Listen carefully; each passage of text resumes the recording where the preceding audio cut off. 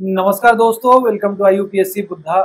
और इस लेक्चर में हम देखेंगे कि यूपी स्पेशल पेपर 5 और 6 के लिए हम नोट्स कैसे बनाएंगे।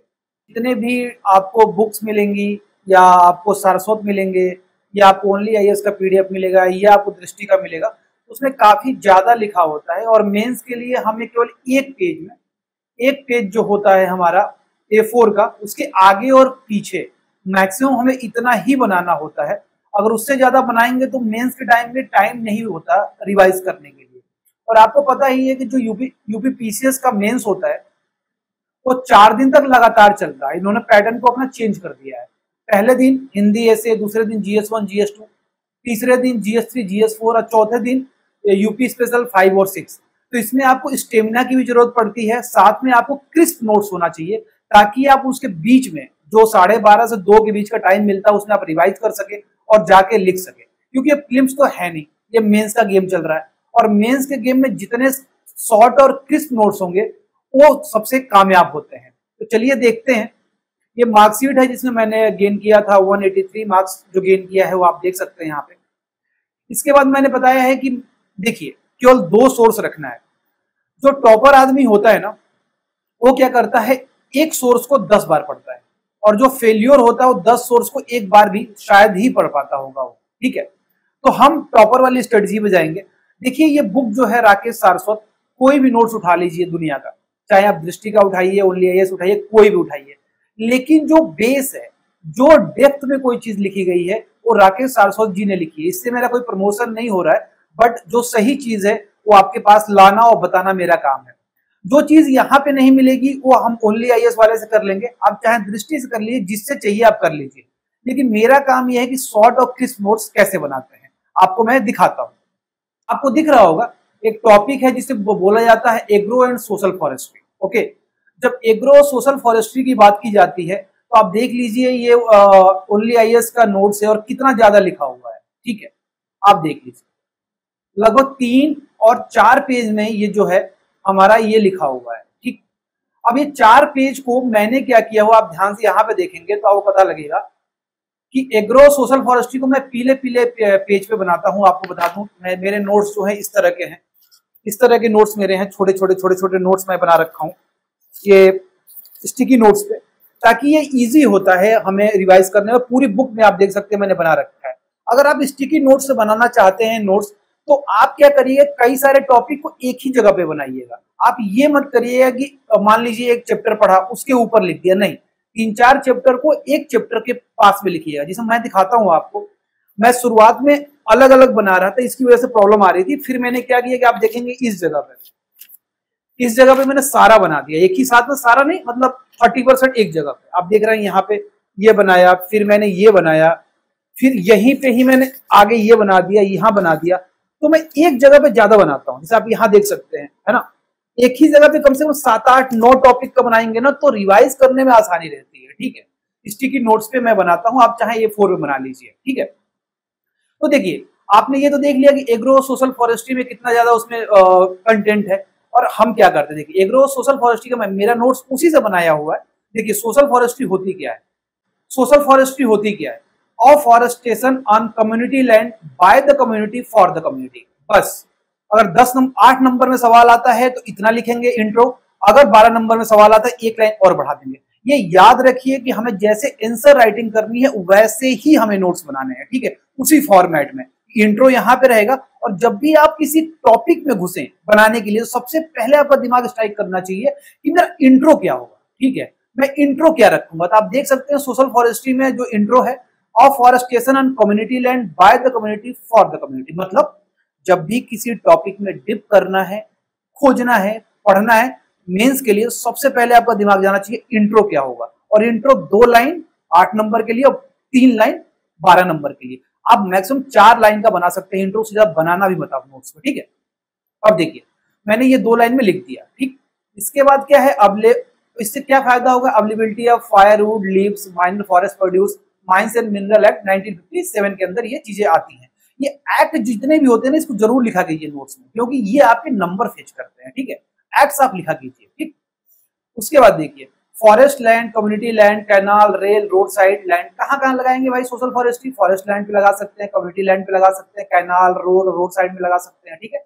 अर्बन सोशल फॉरेस्ट्री क्या होती है कि जो रोड के साइड हमारे जगह खाली है वहां लगा दीजिए, नहीं तो पार्क में लगा दीजिए, नहीं तो ग्रीन बेल्ट बनाया जाता है वो लगा दीजिए। ग्रीन बेल्ट होता क्या है? बेसिकली क्या होता है, ग्रीन बेल्ट की ये सिटी है, इसके चारों तरफ हम ग्रीन बेल्ट लगा देते हैं। इस सिटी जो है बहुत ज्यादा हमारा, या तो कुछ जगह छोड़ देंगे, इधर सिटी हमारी जो है आगे जा रही हो, तो ये जो एरिया होता है चारों तरफ वाला, इसको ग्रीन बेल्ट हम बोलते हैं, ठीक है। इसके बाद क्या होता है आपकी कि अब देखिए इससे क्या फायदा होगा, meeting the UP new forest policy 2017 आया ना, दो जगह एक्ट आ गया अभी, 2 पेज के नोट्स में, 2 पेज के स्टिकी नोट्स है ये। तो उसके बाद यूकोलिप्टस का काम क्या होगा, इसको जला देंगे, फायरवुड मिल जाएगा। एकासिया का काम क्या होगा, फोल्डर होगा। अर्जुना ट्री का काम क्या है, अर्जुना ट्री जो है पेपर और पल्प लेके आएगा, ठीक है। अब देखिए यहाँ पे मैं ऐसे ही लिखता हूँ पेपर में, इसलिए ऑब्जेक्टिव मेरा ये है। उसके बाद ऑब्जेक्टिव क्या है, प्लांटिंग द मलबरी सिल्क। उसके बाद सॉइल क्या है, इससे इको टूरिज्म बढ़ेगा, सॉइल कंजर्वेशन होगा और इको टूरिज्म हमारा बढ़ेगा। भाई ऑब्जेक्टिव होगा, बेनिफिट्स क्या है, बेनिफिट्स क्या है, तो हमारा इससे बायोडाइवर्सिटी प्रमोट होगी, हमारा कार्बन सिंक होगा, हमारा सॉइल कंजर्वेशन होगा, हमारा कम्युनिटी का प्रमोशन होगा, ठीक है। इससे हमारी एयर क्वालिटी इंप्रूव करेगी। जैसे एयर क्वालिटी इंडेक्स आई थी, रिपोर्ट आती है, उसमें 10 सिटीज यूपी की top 100 cities worst air pollution से हमारी जूझ रही है, जिसमें एक नाम लिख सकते हैं, मुरादाबाद हो गया, वाराणसी हो गया, इनका हम नाम लिख सकते हैं। सोशल बेनिफिट क्या होगा, इकोनॉमिक बेनिफिट क्या होगा? देखिए बेसिकली ये जो काम होता है ना, ये अपना सोशल फॉरेस्ट्री जो किया जाता है, ये किया जाता है स्मॉल और मार्जिनल फार्मर के लिए, क्योंकि आपको तो पता है कि 90% जो लैंड है वो हमारे स्मॉल और मार्जिनल फार्मर छोटे छोटे लैंड 1 हेक्टेयर से कम होल्ड करते हैं, और 10% ही जो फार्मर है वो सबसे ज्यादा लैंड, बड़े बड़े लैंड होल्डिंग ये होल्ड करते हैं, ठीक है। अब देखिए यहाँ पे चैलेंजेस क्या है, चैलेंजेस क्या है, land under the agriculture converted to the forestry. क्या होगा भाई, जो मान लीजिए बहुत फायदा होने लगा तो क्या होगा, जो हमारा कन्वर्जन है ये बढ़ने लगेगा, एग्रीकल्चर ऊपर हम फॉरेस्ट्री करने लगेंगे। अवेयरनेस नहीं है, तो आपको पता है यूकोलिप्टस जो है कहीं भी लगा देते हैं। यूकोलिप्टस क्या है, इन्वायरमेंटल हजार्ड है, तो हमको सही प्लांट चूज करना पड़ेगा। जो स्मॉल लैंड होल्डिंग हम बता दिए आपको, स्मॉल मार्जिनल फार्मर है उनके लिए काम करेगा, ठीक है। उसके बाद क्या है कि सोशल फॉरेस्ट्री में हमारा इंश्योरेंस नहीं होता है, मार्केट सपोर्ट नहीं होता है, इसकी वजह से प्रॉब्लम होती है, ठीक। तो ये सारे जो कारण है। अब अगला देखिए वे फॉरवर्ड क्या होना चाहिए। वे फॉरवर्ड जो है प्राइवेट सेक्टर का पार्टिसिपेशन कराइए। चाइना की जो नेशनल फॉरेस्ट पॉलिसी है, प्रोग्राम है, ये इसको अडॉप्ट करना चाहिए। क्या हुआ था चाइना में, वो बहुत तेजी से जो हमारे प्लांट ग्रो करते हैं उसको वो लोग सोइंग करते हैं, है ना, उसको प्लांट करते हैं। उसके बाद बंसल का मीटिंग आई थी, उन्होंने बोला था बंसल कमेटी ने कि रिलैक्स कर दीजिए हार्वेस्टिंग को और ट्रांसपोर्टेशन को फॉर द सोशल फॉरेस्ट्री, क्योंकि आप सोशल फॉरेस्ट्री आपने कर दिया, आपने पेड़ तो काट दिया, बेचने जा रहे हैं, पुलिस ने पकड़ लिया बीच में, तो प्रॉब्लम वहां आ जाती है। तो उसने बोला कि भैया जो हमारे सोशल फॉरेस्ट्री होगा उसको बेचना, हार्वेस्ट करना आसान कर दीजिए, उसमें थोड़ी R&D कर लेते हैं, थोड़ी मार्केटिंग कर लेते हैं, और ये पावर जो है लोकल गवर्नमेंट को देते हैं, क्योंकि स्मॉल और मार्जिनल फार्मर SC और ST जो होते हैं ये बेसिकली वहीं पे सबसे ज्यादा गांव में रहते हैं, उनके लिए ये प्रमोट करने के लिए बात करी गई थी, ठीक है। लोकल कम्युनिटी का पार्टिसिपेशन हो, ये हमारा हो गया सोशल फॉरेस्ट्री खत्म, ओके, ये हो गया सोशल फॉरेस्ट्री। अगला टॉपिक है हमारा क्या, एग्रो फॉरेस्ट्री। देखो एग्रो फॉरेस्ट्री में क्या है, एग्रो फॉरेस्ट्री में क्या होता है कि एग्रीकल्चर एक लैंड होगी, ठीक है, आप देख सकते हैं ये आपकी एग्रीकल्चर लैंड है। यहाँ पे आपको जो आपको पल्सेस या आपको राइस, धान, गेहूं जो भी उगाना आप उगाइए, कुछ 1/3 पार्ट में या 25% वाले एरिया में आप क्या कर लीजिए, वहां पे पेड़ लगा दीजिए। क्योंकि क्या होता है ना कि जो एग्रीकल्चर होता है किस पे डिपेंड करता है, ये डिपेंड करता है किस पे, बेसिकली डिपेंड करता है ये हमारे मानसून पे, और ये बहुत रिस्की खेल होता है। तो अगर सेरल्स डूब जाए तो हमारा एग्रीकल्चर का जो एरिया है, मतलब ये वाला फॉरेस्ट्री वाला एरिया है, तो ये एरिया इनके लिए काम कर जाएगा। इसीलिए क्या होता है गांव में कि आपको एग्रीकल्चर तो करना ही है, साथ में लाइव स्टॉक भी पालना है। कि एग्रीकल्चर मान लो वहां पे ओले पड़ गए, खराब हो गया, तो लाइव स्टॉक रहेगा तो कम से कम उसे बेच के, गाय और भैंस बेच के क्या कर सकते हैं, अपनी जीविका पालन कर सकते हैं, जो हमारे गाँव के लोग हैं, ठीक है। अब देखिए ये कह रहे हैं कि tree should be fast growing, green folder with the fruits, tree main trunk should be straight. भाई हमारा ट्रंक है ये सीधा ही होना चाहिए, अगर कहीं तिरछा आड़ा हुआ तो ट्रैक्टर डालना है उसमें, है ना, खेत जोतने के लिए ट्रैक्टर डालना पड़ेगा। तो ये सारी चीजों का ध्यान रखना पड़ेगा, मतलब सुटेबल हमारे प्लांट को वहां पे काम करना पड़ेगा, ठीक। स्कीम क्या क्या चल रही है, देखिए स्कीम की बात कर लेते हैं कि सोशल फॉरेस्ट्री ट्राइबल सब प्लान चल रहा है। Tree plantation in the tribal dominated area जो है कम्युनिटी लैंड में कर सकते हैं। Social forestry in urban area चल रहा है। ग्रीन बेल्ट डेवलपमेंट प्रोग्राम चल रहा है, ओके। अब ये USAID, US agency for the international development जो लॉन्च कर रहा है कि जो हमारा tree outside the forest area in India. Okay, इसको हम क्या बोलते हैं, TOFI। ठीक, ये हमारा टॉपिक खत्म हो गया, सोशल और एग्रो फॉरेस्ट्री। तो ये मेरे कहने का मतलब है कि आपको जब भी नोट्स बनाने हैं तो आपका ऑब्जेक्टिव क्लियर होना चाहिए माइंड में कि सबसे पहले मैं इंट्रो के बारे में सोचूंगा। नहीं सोच पा रहे तो कोई बात नहीं, जो वहां इंट्रो लिखा ना उसी में 2-3 लाइन आप छांट के लिख दो, आप परेशान मत हो। ये प्रोसेस है, जब प्रोसेस से आप गुजरोगे ना तो आपके दिमाग में आएगा, ऑटोमेटिक आता है कि अरे मैं कुछ गलत कर दिया, अगली बार से थोड़ा ध्यान रखूंगा। तो पहले थोड़े बड़े नोट्स बनेंगे, कोई प्रॉब्लम नहीं है, लेकिन आप याद रखना कि यूपी स्पेशल का अगर आप नोट्स बना रहे हैं तो एक पेज A4 का जो एक पेज है, A4 का एक पेज आगे और पीछे, उससे ज्यादा नहीं होना चाहिए। अगर आप नए हैं तो आप 2 पेज कर लीजिए, कोई प्रॉब्लम नहीं है। ठीक है, कई बार क्या होता है कि जीएस का भी टॉपिक उसी में कवर हो रहा होता है ना। आप देखोगे प्रीवियस ईयर क्वेश्चन था, वो याद आएगा यार ये टॉपिक तो हमारे जीएस में भी आया हुआ था। उस टॉपिक के लिए आप 2-3 पेज और ऐड कर सकते हैं, 2 पेज। लेकिन ये आप कभी नहीं करोगे कॉपी और पेस्ट करोगे। अगर आप कॉपी पेस्ट किए ना तो आपका दिमाग काम नहीं कर रहा है। नोट्स बनाने का मतलब क्या होता है, नोट्स बनाने का मतलब ये होता है कि कुछ बातें आपके दिमाग में हैं और कुछ चीजें जो दिमाग में नहीं हो रही है रिटेन, उसको हमने नोट्स में डाल दिया। ठीक है, सिमिलरली आपको एक और नोट्स दिखाता हूं मैं।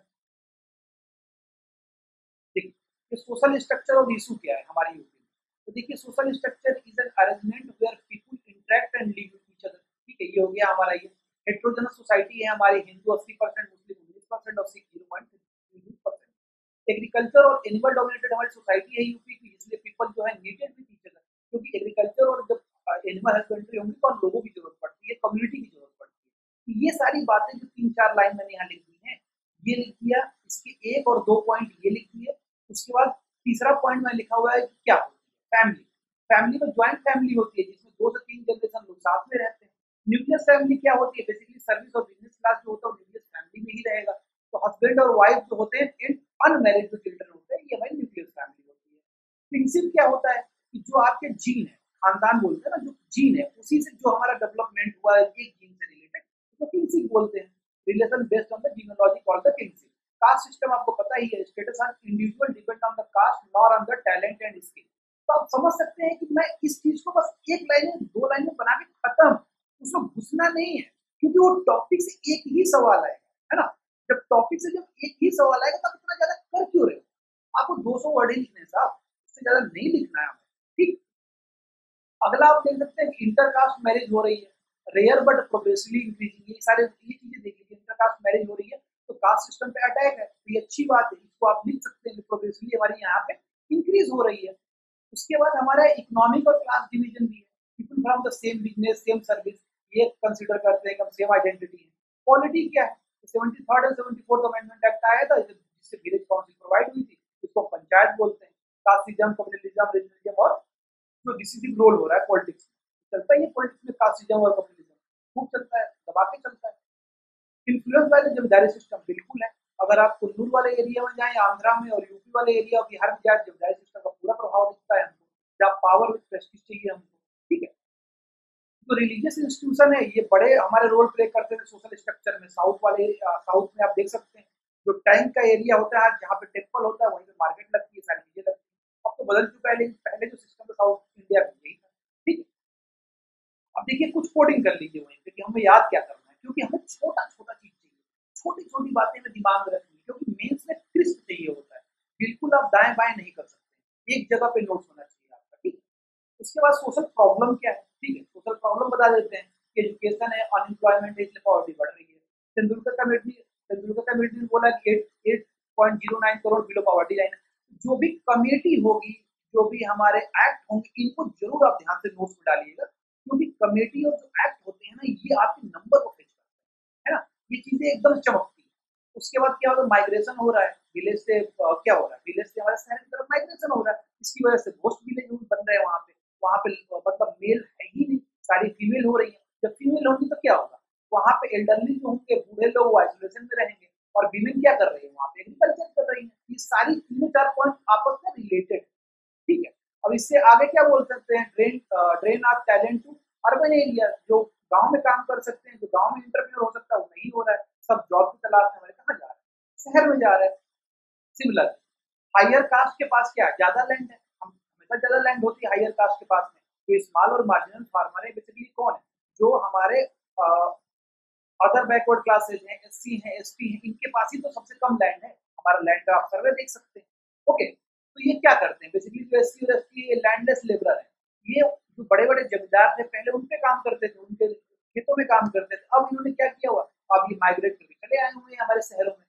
ठीक है, जो जो बहुत छोटे छोटे कार्य करते हैं, आप देख सकते हैं उनको, अगर आप यहाँ से देखिए तो आपको दिख जाएंगे कि कोई ठेला चला रहा है, कोई रिक्शा चला रहा है और खराब होता है ना।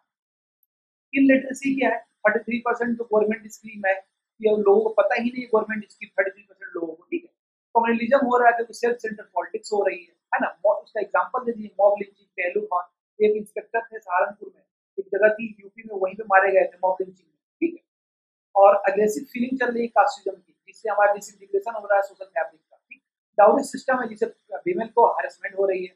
सबरन women get divorce due to physical harassment of dowry. यहाँ पे आर्टिकल डाल दीजिए, कौन सा आप डालिए, सेक्शन 398A। ठीक है, यहाँ पे आप डाल दीजिए। एनसीबी की रिपोर्ट है कि 8,233 डाउरी केसेस मैक्सिमम जो है यूपी में ही आ रही है। ऑनर किलिंग हो रही है खाप पंचायत की वजह से। खाप पंचायत वहाँ पे एग्जाम्पल डाल दीजिए आप। ठीक है, उसके बाद क्या है कि जहां भी गरीबी होती है वहाँ इंटॉक्सिकेशन होता है ना। इंटॉक्सिकेशन होगा, वहां पे बहुत सारे लोग ड्रग्स का मिसयूज करेंगे, फ्रस्ट्रेशन होगा, क्राइम इंक्रीज करेगा, रॉबरी होगी, मर्डर होगी। सोल्यूशन क्या है, सोल्यूशन में आप देखिए, मैंने 2 पॉइंट बहुत सारा तो मुझे याद है, तो मैंने ये डाल दिया कि डॉरी प्रोहिबिशन एक्ट ये डालेंगे और डोमेस्टिक वायलेंस एक्ट 2005 ये डाल देंगे। तो नोट्स आप देख सकते हैं, या सोल्यूशन हो गया। यहाँ पे आप देख सकते हैं कि सोशल प्रॉब्लम क्या क्या चल रही है।